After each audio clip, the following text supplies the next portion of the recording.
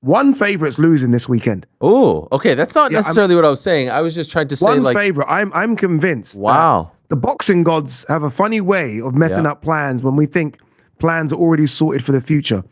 And there are a lot of favorites fighting this weekend that seem to have plans for other fights. Obviously, Canelo, Crawford. Okay, so by the way, when you say favorite, you're talking about the whole weekend, not just Friday. Not the whole weekend, not just Friday, but I think Saturday. The loser comes on Friday. Oh, okay. I think one of Ryan, Devon, or Teofimo is not walking away with a W. Who are you leaning towards? I can't give away everything, Gary. Do you feel something though? Like, do you feel? I do. Wow. I really do feel something. I really do. Again, Can I guess? Because of the. Okay, go on. I'm Barboza. not going to make any different facial reaction. I think Barboza probably. I don't know what the lines are. I'm not a big line guy, but I feel like Barboza. Dude, that's the one. I was about to say that's the one for me. Yeah. Like Tio for me sometimes is when Tio's hot. The nickname is perfect for him. The takeover. When he's hot, he's a 9, 10 out of 10. He's a pound for pound star. When he's cold, he's cold. And I think we've seen that in some of the performances over the last few years. Barboza right now is hot. I did Barboza's last 2 fights. I did Latino night. We beat Jose Ramirez, who he was a big fan of growing up, right? A lot of respect, had to beat him. Then he came to Manchester and beat Jack Catterall. Jack Catterall was a big favorite that night. He's going into this fight, I feel like, being slightly disrespected. And I almost feel like he's going into this fight hot. And Tio not so. I see a banana skin there. I really do. I think Barboza is a good fighter who's finally coming into his own. I mean, we covered his fight at the Barclays, and he wasn't great that night. I actually thought he lost. Right. Since then, it's a completely different Barboza. If I had money, and I don't, I would not be putting any money on Tio to win this fight. Well, it is worth noting that he is the smallest underdog on the card. Currently, I'm seeing plus 185, Ramirez plus 700, and Rolly plus 550. So it's not a leap to pick him as the underdog most likely to win. But I agree with that because he has been on this trajectory. He looked great against Catterall going into enemy territory. There's obviously a little bit of bad blood here. They did not face off yesterday. They got into it back in February, so you see there was a lot of distance between the two of them. But I think Barboza, of the 3 B-sides, is the best and the most accomplished and really the toughest test at this juncture of his career, comparing all 3. No knock on Ramirez or Romero, but he is the best of that bunch. So I could definitely see that as well. I guess if one favorite was going to lose, it is the best case scenario because Lopez has a few options. Ryan and Devon have each other, and you really don't want either one to lose going into that planned rematch in October. That's what we've been told. And so the best case scenario is they both, and Haney in particular reminds you, all right, I'm the man. Garcia looks just as good as he did back in April, if not better. And then we get that rematch. I have to say, though, I'm just blown. I can't get enough of just how different he looks and how different he sounds, his demeanor. Like, he has like a fresh face. It's almost like someone like wiped the plates, his hair, everything about it. He was so unhealthy and so erratic. It was so uncomfortable to watch him last year in Brooklyn. The man today is just calm.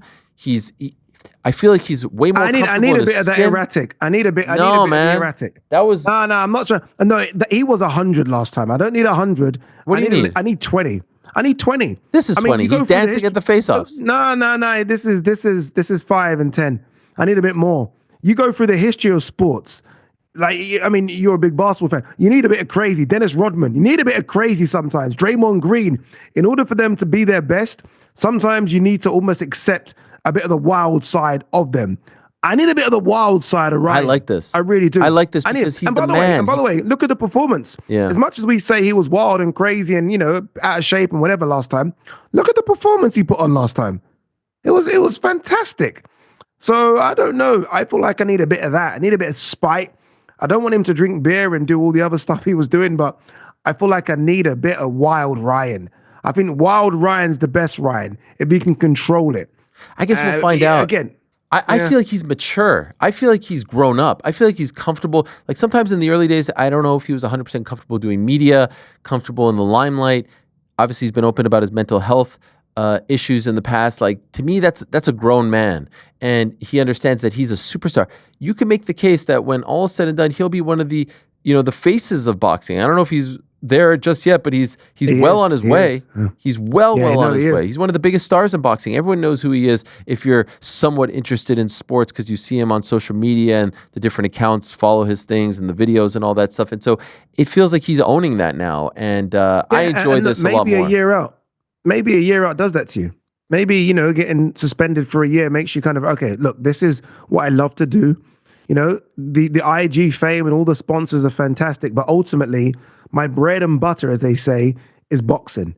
And I wasn't allowed to do it for a year. So maybe there's a bit of that with him as well. And that will, if that doesn't mature you, nothing will, right? I'm a bit concerned for Devin as well, I have to admit. Devin has the most pressure on his shoulders, right?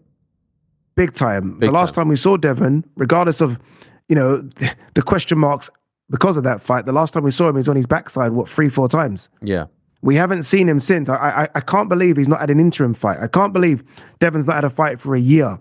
Devin was best when he was active. An active fighter is the best fighter. And he's moving up in weight as well, 144 pounds. And I know Ramirez is, but I've always thought Ramirez was a big 140. Devin just came from 135.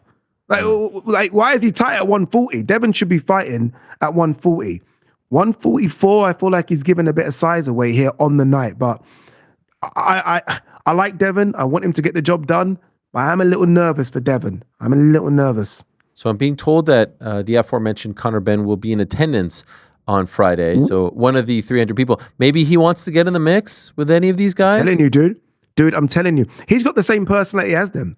Yeah. Like Conor Benn's personality over here still rubs people, I think, the wrong way. It's a bit like the Ben Whittaker thing I was talking about, and some people try to check me on this, but I feel like Ben will get a lot more love in the US than he does the UK because of his personality. I feel the same for Conor. And let's not forget as well, Conor speaks Spanish. I feel like Conor could go over there and be a bit of a star. The way he dresses, the way he carries himself. And he will jump in that ring straight away. If one of those fighters points at Conor and says something, I'm telling you now, he's through the ropes in a second. We saw that in October when Junior fought, remember?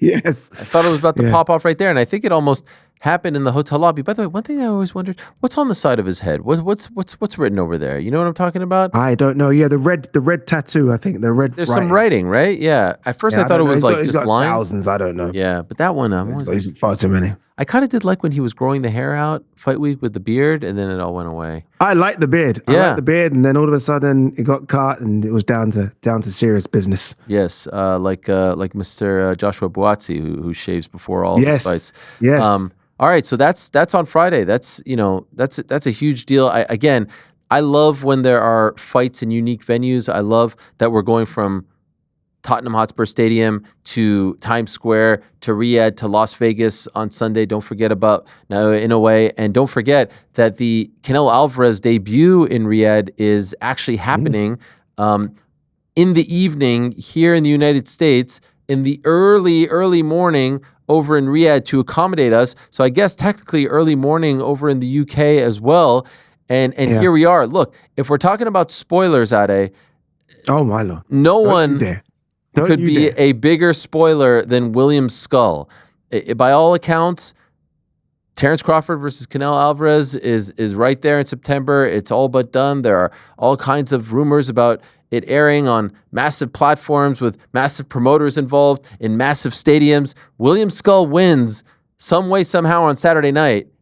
He ruins all of those plans. Like, think about how much is attached to a William Skull loss, and think about how much he can ruin it all if he wins. It's kind of mind-blowing, the amount of money poured into this.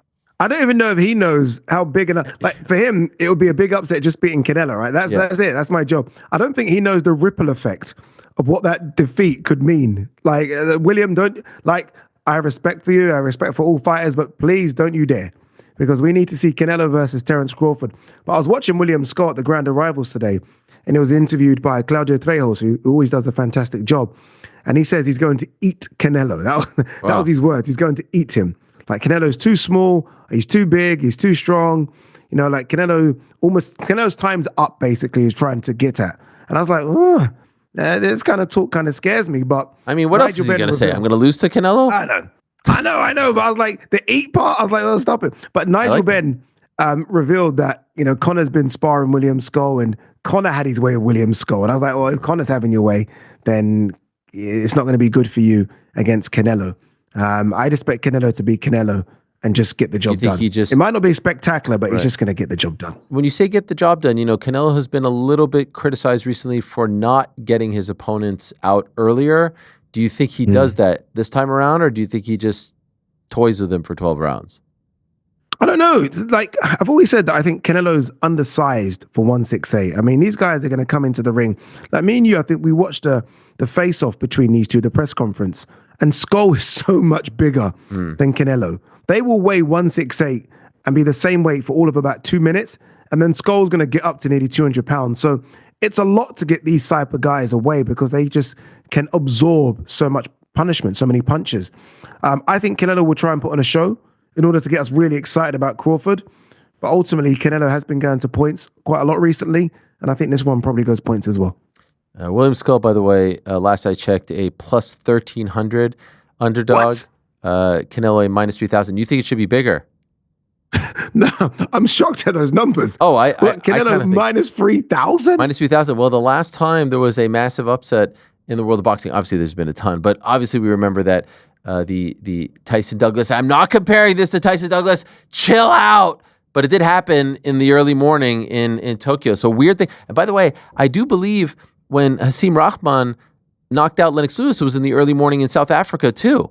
You are correct. Weird things happen when they try to cater to the North American audience. So could something happen? And Canelo's first fight outside of North America as well. Yeah. I mean, he's not used to this. He won't be used to the environment. It's going to be new for him. William Skull, I mean, this guy's traveled, right? I mean, he'll fight anywhere. I think he fought in Germany. He's not afraid of traveling. He's used to it. Those type of guys have gloves, will travel. I mean, look at the size of him. He's a big lump. And that Cuban style of boxing, you never know. I'm trying to sell him. Look, ultimately, I think Canelo's going to get the job done. But this is a guy that's undefeated, will go in there with no fear. He's won the lottery. And who knows? He could win another lottery. So who knows? I mean, what happens? Does he fight Crawford if he wins? Does William Skull fight Crawford for the undisputed? Yeah. William Skull against Terrence Crawford, Allegiant Stadium, live on Netflix in September. What a scene. No, they'll probably run it back, right? Immediately run it back. Do you think they run it back in a month? So quick. They run it back. I'm telling you, as quickly as humanly possible. Monday morning. As long, get it done. But no. Canelo's winning. I mean, you've got to be something very special to beat Canelo. You've got to be Dimitri Bivol. You've got to be Floyd Mayweather. And in my eyes, you've got to be Gennady Golovkin. Right. We won't go there. That's it.